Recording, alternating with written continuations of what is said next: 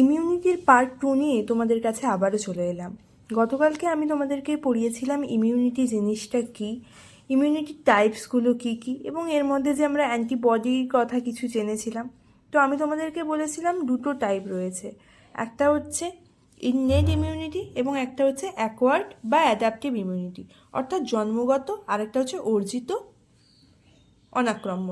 অনাক্রম্যতন্ত্র বা রোগ প্রতিরোধ ক্ষমতা।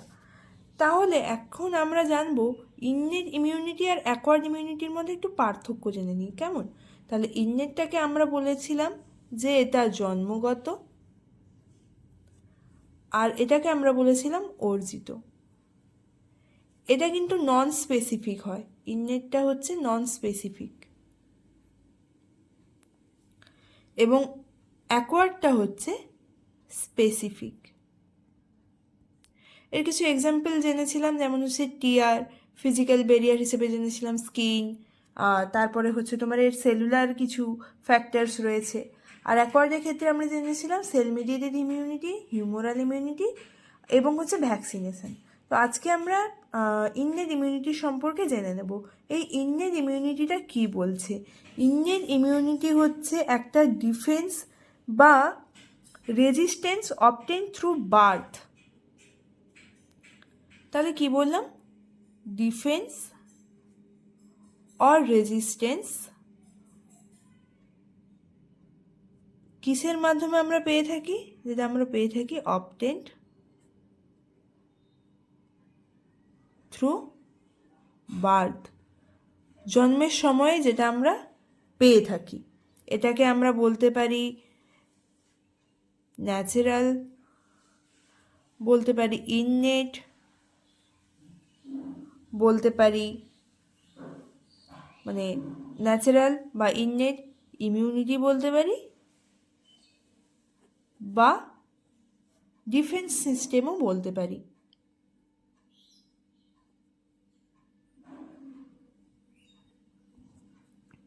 ঠিক আছে, এই ইননেট ইমিউনিটি কিন্তু কি বলবো যে বিভিন্ন রকমের হয়ে থাকে। কি কি থাকে এর ফ্যাক্টরগুলো? এদের বিভিন্ন ফ্যাক্টর রয়েছে, আমরা ফ্যাক্টরগুলো সম্পর্কে জেনে নিই। রয়েছে ফিজিক্যাল ফ্যাক্টর, বা যেটাকে আমরা বলে থাকি অ্যানাটমিক্যাল ফ্যাক্টর বা ব্যারিয়ার। আর একটা আছে তোমার হচ্ছে যে বায়োকেমিক্যাল ফ্যাক্টর,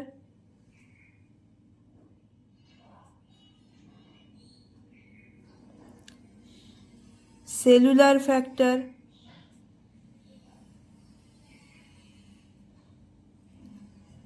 ইনফ্লেমেশন। আরও বিভিন্ন ধরনের ফ্যাক্টর রয়েছে, আমরা এই ফ্যাক্টরগুলো সম্পর্কে জানব। তাহলে কী কী বললাম? ফিজিক্যাল ফ্যাক্টর বা অ্যানাটমিক্যাল, তারপরে বললাম বায়োকেমিক্যাল ফ্যাক্টর, তারপরে বললাম সেলুলার ফ্যাক্টর, আর তারপরে আমরা বললাম ইনফ্লেমেশন। এই ফিজিক্যালের মধ্যে কী কী রয়েছে একটু জেনে নিই। ফিজিক্যালের মধ্যে রয়েছে স্কিন, টিয়ার, মিউকাস মেমব্রেন, এটসেট্রা। এই বায়োকেমিক্যালের মধ্যে অনেক কিছুই রয়েছে, তার মধ্যে তিনটে সম্পর্কে আমরা জানবো। একটা জানবো আমরা হচ্ছে তোমার অ্যাকিউট ফেজ প্রোটিন, যার মধ্যে রয়েছে সিআরপি অর্থাৎ সি রিঅ্যাক্টিভ প্রোটিন, ইন্টারফেরন, আর হচ্ছে তোমার কমপ্লিমেন্ট।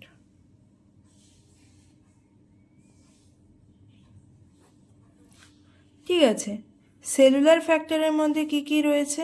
সেলুলার ফ্যাক্টরের মধ্যে দুটো রয়েছে, একটা হচ্ছে ফ্যাগোসাইটোসিস,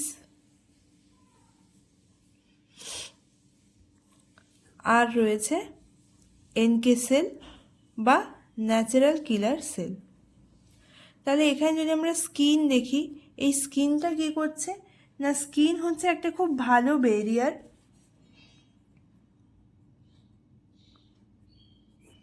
একটা খুব ভালো অ্যানাটমিক্যাল বা ফিজিক্যাল ব্যারিয়ার। এই স্কিনের উপরে একটা লেয়ার থাকে, যে লেয়ারটাকে আমরা বলি স্ট্র্যাটাম কর্নিয়াম। কি বলছি? স্ট্র্যাটাম কর্নিয়াম। এটা কি করছে না, এটা ইনপারমিয়েবল, অর্থাৎ ইনফেকশন হতে আমাদের শরীরকে বাধা দেয়, এবং এটা মাইক্রো অর্গানিজমসের বিরুদ্ধে কাজ করে, আর হচ্ছে এটা মেকানিক্যাল ব্যারিয়ার হিসেবে কাজ করছে। এরপরে রয়েছে টিয়ার। টিয়ারের কথা তোমাদেরকে আগের দিনই বলেছিলাম, আমরা যখন রাস্তায় চলাফেরা করি তখন যখন ধুলোবালি আমাদের চোখে পড়ে, সেটা আমাদের চোখের জলের মাধ্যমে বেরিয়ে যায়, তো সেটাই হচ্ছে টিয়ার। কনজাক্টিভাইটিস হলে এইটা দেখতে পাই। তারপরে হচ্ছে তোমার এছাড়াও রয়েছে মাউথে রয়েছে স্যালাইভা। এরপরে আমরা চলে যাচ্ছি কোথায়? Biochemical barrier. বায়োকেমিক্যাল ব্যারিয়ারের মধ্যে তোমাদেরকে কী কী বললাম? অ্যাকিউট ফেজ প্রোটিন, ইন্টারফেরন এবং কমপ্লিমেন্ট। কমপ্লিমেন্ট সম্পর্কে আমি আগেই তোমাদের একটা ভিডিওতে বলেছিলাম যে কমপ্লিমেন্ট জিনিসটা হচ্ছে একটা থার্মোল্যাবাইল এনজাইমেটিক প্রোটিন, যেটা কিসের মাধ্যমে সম্পূর্ণ সে অ্যাক্টিভেটেড হয়। কিন্তু আমি যদি কমপ্লিমেন্টের কথা এখানে বলি তাহলে কি বললাম? থার্মোল্যাবাইল এনজাইমেটিক প্রোটিন। এটা অ্যান্টিজেন অ্যান্টিবডি কমপ্লেক্সের মাধ্যমে অ্যাক্টিভেটেড হচ্ছে। কিসের মাধ্যমে অ্যাক্টিভেটেড হচ্ছে? অ্যান্টিজেন অ্যান্টিবডি কমপ্লেক্সের মাধ্যমে অ্যাক্টিভেট হচ্ছে। এবং এটা কী কী সম্পন্ন করে? কোনো কিছু লাইসিস অর্থাৎ তাকে ভাঙতে, এবং ফ্যাগোসাইটোসিস অর্থাৎ কোনো জীবাণু প্রবেশ করলে তাকে গ্রাস করে ফেলতে সহায়তা করছে কিন্তু এই কমপ্লিমেন্ট সিস্টেম। এটা আমরা কোথায় পেয়ে থাকি? This is found in our body serum. This is a thermolabile enzymatic protein. এটা হচ্ছে কমপ্লিমেন্ট। এটা তাহলে আমাদের বায়োকেমিক্যাল ব্যারিয়ারের মধ্যে চলে যাচ্ছে। বায়োকেমিক্যাল ব্যারিয়ারের মধ্যে রয়েছে ইন্টারফেরন। ইন্টারফেরনটা কি? ইন্টারফেরন হচ্ছে এক ধরনের গ্লাইকোপ্রোটিন।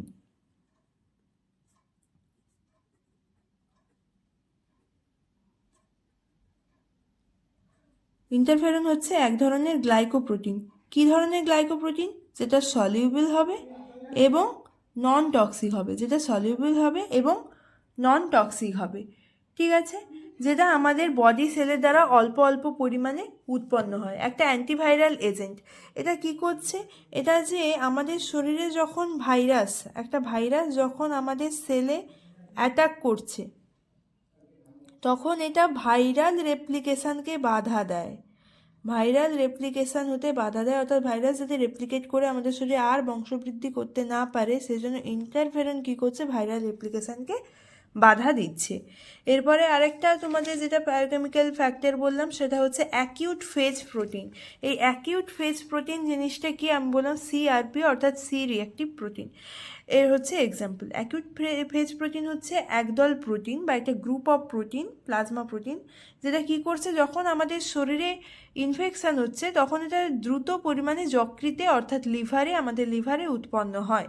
এর এক্সাম্পল একটা বললাম সি রিঅ্যাক্টিভ প্রোটিন বা সিআরপি, যেটা কি করছে? নিউমোকক্কাই যে ব্যাকটেরিয়াটি রয়েছে তার যে সি প্রোটিন রয়েছে তার সঙ্গে সরাসরি বাইন্ড করতে পারে বলে আমরা একে সি রিঅ্যাক্টিভ প্রোটিন নাম দিয়েছি। এই সি রিঅ্যাক্টিভ প্রোটিনটা তার সঙ্গে বাইন্ড করে যায় এবং তাকে আমাদের শরীরে প্রবেশ করতে বাধা দেয়, অথবা প্রবেশ করলে তাকে ফ্যাগোসাইটোসিসের মাধ্যমে নষ্ট করতে সহায়তা করে।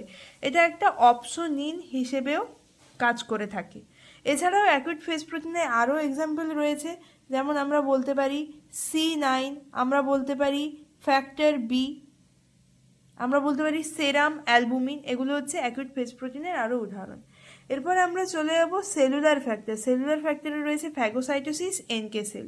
এই ফ্যাগোসাইটোসিস জিনিসটা কি? ফ্যাগোসাইটোসিস, দেখো গ্রিক ওয়ার্ড রয়েছে আমাদের ফ্যাগিয়া।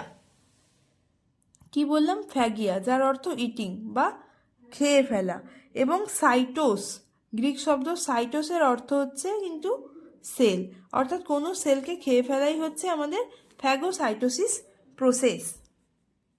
কি বললাম? এটা ফ্যাগোসাইটোসিস। এই ফ্যাগোসাইটোসিসগুলো কি করছে? এই যে তোমাদেরকে বললাম ফ্যাগোসাইটোসিস, এটাও কিন্তু আবার দুটো প্রকারের হয়। কি কি বললাম?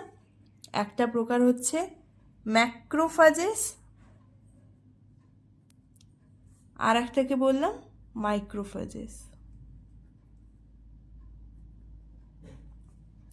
এই মাইক্রোফেজগুলো কি হয়, মাইক্রোফেজেসগুলো কি হয়, পলিমরফোনিউক্লিয়ার লিউকোসাইট, যেটা PMN বলে থাকি। এর মধ্যে কি থাকে, নিউট্রোফিল থাকে, ইওসিনোফিল থাকে, বেসোফিল থাকে, ঠিক আছে। এই ম্যাক্রোফাজটা কি, ম্যাক্রোফাজ হচ্ছে একটা প্রফেশনাল ফ্যাগোসাইট, যেটা মনোসাইট থেকে তৈরি হয়।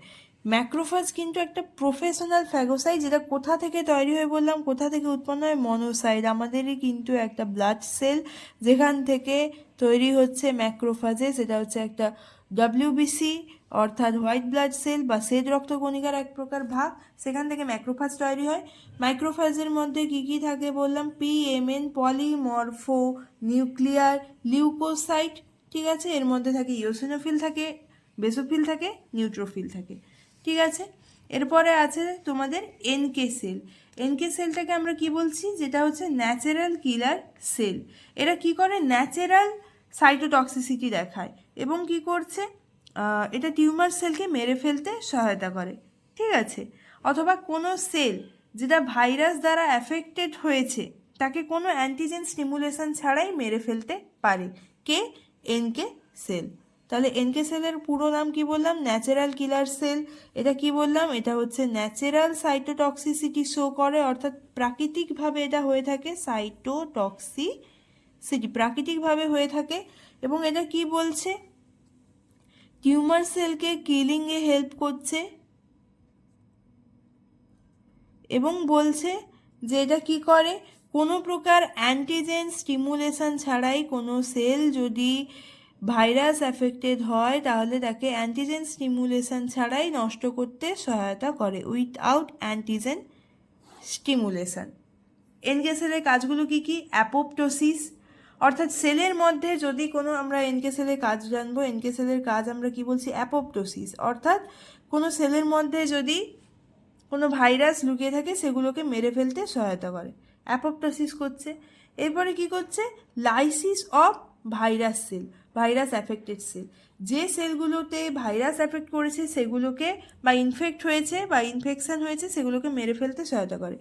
এরপরে কার করছে না, ভাইরাস অ্যাফেক্টেড সেলকেও লাইসিস করতে হেল্প করে। আবার দেখো এটা কিন্তু টিউমার সেলকেও লাইসিসে হেল্প করে, টিউমার সেলকেও নষ্ট করে,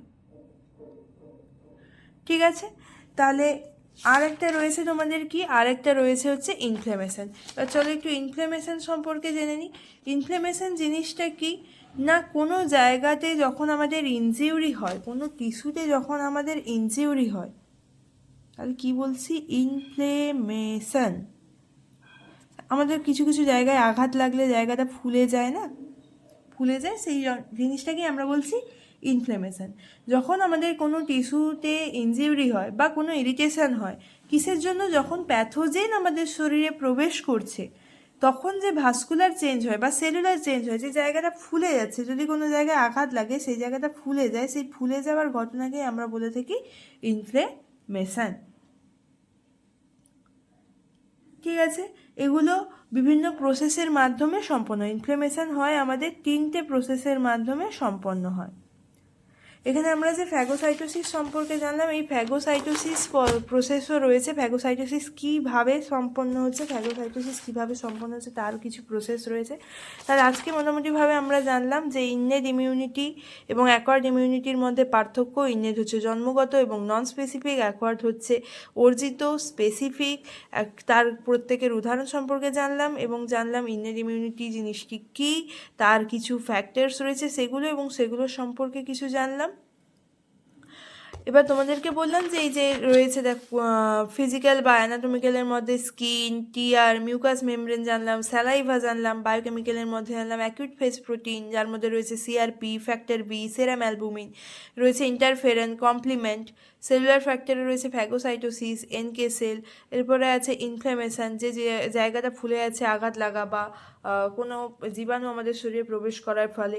এরপরে তোমাদেরকে বললাম ফ্যাগোসাইটোসিসের প্রসেস রয়েছে, এবং রয়েছে এই ইনফ্লেমেশন যে হচ্ছে, এই ইনফ্লেমেশনেরও 3টে স্টেপের মাধ্যমে এটা সম্পন্ন হচ্ছে।